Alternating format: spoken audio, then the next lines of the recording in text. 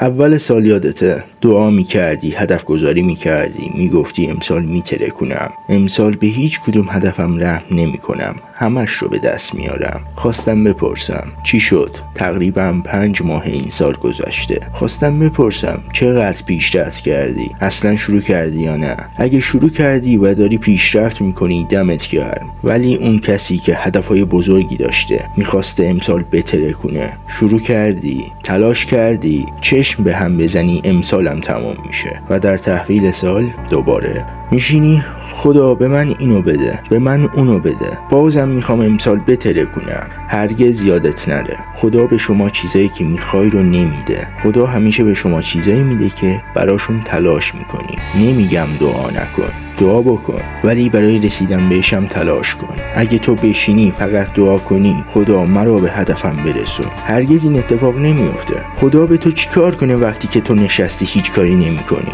اینو صادقانه میگم، اگه اینطوری پیش بری نمیتونی به جایی برسی. اگه بگی از شنبه قوی شروع میکنم، بذار فردا شروع کنم، اگه همین الان تلاش نکنی، به تنبلی اجازه بدی، سختی رو همین الان تحمل نکنی، به خودت همین امروز سختی ندی، باید اون نسخه کاملت رو فراموش کنی، باید اون هدفات رو فراموش کنی، چون برای رسیدن به اونا هیچ کاری نمی کنی. من نیومدم تا اول و آخر ویدیو رو به تو بگم نمیتونی. من اومدم به شما راهکارهایی رو بگم که بتونی درست هدف گذاری کنی و بتونی واسش هر روز تلاش کنی و ثابت کنی که میتونی به اون هدفت برسی، به اون نسخه کاملت برسی. برای رسیدن به یک هدف گذاریت باید درست باشه، باید دارای این 5 تا چیز باشه. اگه از اینا یکی هم نباشه یه جای کار میلنگه، یا اصلا نمیتونی بهش برسی یا وسط راه ناامید میشی. 1. هدف شما باید کاملا مشخص باشه. به این 3 تا جمله نگاه کن. من میخوام یک مهارت یاد بگیرم، من میخوام یک مهارت پولساز یاد بگیرم، من میخوام طراحی سایت یاد بگیرم. به نظرت کدومش مشخص تره؟ هرچه هدفتون دقیق تر باشه رسیدن به آن آسون تر میشه. 2. قابل اندازه گیری باشه. تو میگی من میخوام پولدار شم.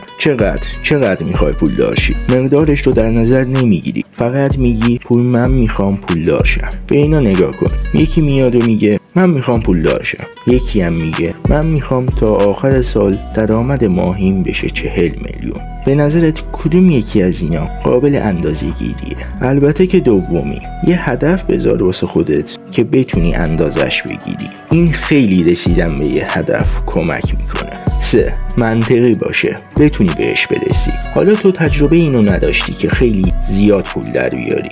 وقتی که تو میگی در طول 1 سال میخوام 1 میلیون دلار در بیارم، راستش این احمقانه است. تو باید یک مهارت خیلی پولساز داشته باشی. وقتی که در دید منطقی بهش نگاه میکنی بگی آره میتونم بهش برسم، میتونم انجامش بدم. 4. زمان مشخص کن برای هدفت. یعنی در طول 6 ماه 10 کیلو وزن کم میکنم، تا آخر سال میخوام به اون هدفم برسم. باید این زمان رو چگونه مشخص کنی؟ این زمان رو خیلی کم نذار.